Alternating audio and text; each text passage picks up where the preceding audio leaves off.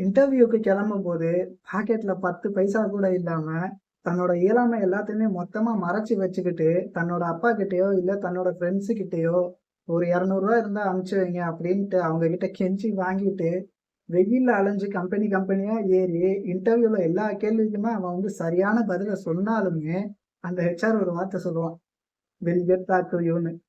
அந்த வார்த்தைய கேட்டுட்டு சரிங்க சார்ன்னு அவன் அந்த ரூம விட்டுட்டு வெளிய வந்து, அந்த செவுத்துல சாஞ்சு ஒரு பெருமூச்சு ஒண்ணு விடுவான் பாருங்க.